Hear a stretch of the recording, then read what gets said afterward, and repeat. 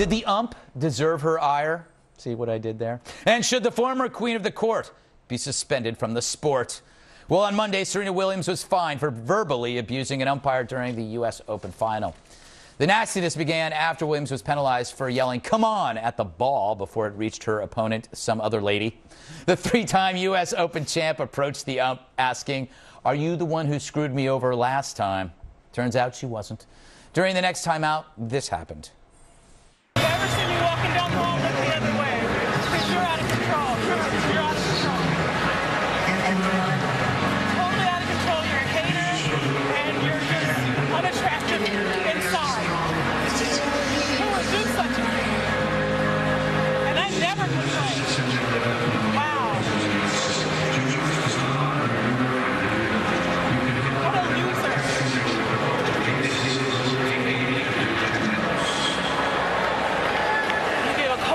Because I expressed who I am. We're in America last I checked. Am I going to water? Or am I going to get violated for water? Really, don't even look at me. I promise you, don't look at me. Because I am not the one. Don't look my way.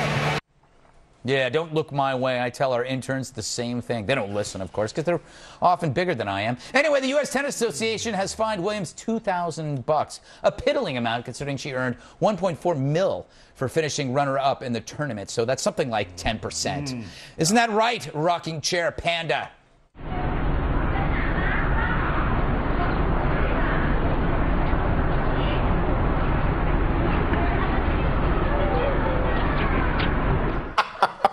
Get back to work already. Weekend's over, rocking bear, panda, face, whatever your name is, Sean.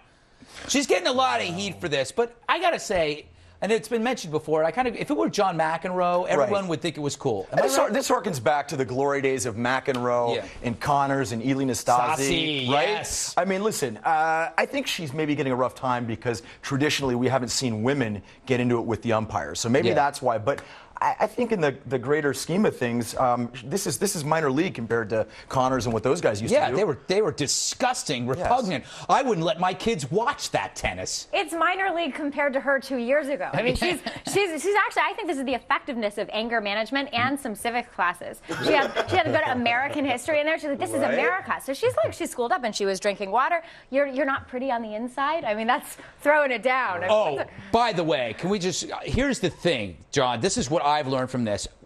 Women, when they do it, are so super personal. When McEnroe would go after an ump and go, "You're a big jerk," she goes, "You're unattractive inside." She went after the woman's soul.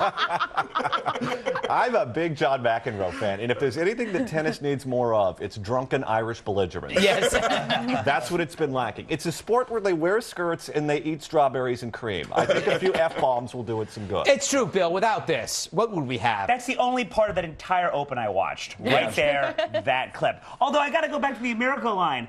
I didn't even understand what it's like. I thought we were in America. I didn't even understand what she was talking about. Yeah. Because only in communist countries do you have tennis judges that pick on players personally. Only then does it happen behind the Iron Curtain, Greg. The logic of the entire rebuttal made no sense at all. Right. I mean, she's drinking water. You're unbeautiful on the inside. This is America. I mean, she was all over the map. But you know what? The important thing is at least this time she was wearing her tennis underwear. And it was civilized. It was totally civilized. No one really knows why the argument is. Oh, because she got yelled at for moaning while the other player was making it on the other show about the moaning. That's not a problem really for anybody. She did it. She made a noise while the woman was hitting the round thing over the mesh long fabric thing. She don't come on when she was hitting the ball. Yeah, that's haven't we? Yes, we've covered that, and we ball or two and yelled, "Come on!" Yes, thank you. All right. Do you have a comment on the show?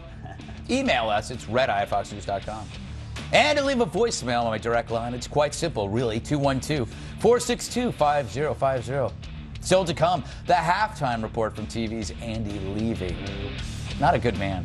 Tonight's halftime report is sponsored by fossils, those remains of an animal or plant preserved from an earlier era inside a rock or other geologic deposit, often as an impression or in a petrified state. Thanks, fossils.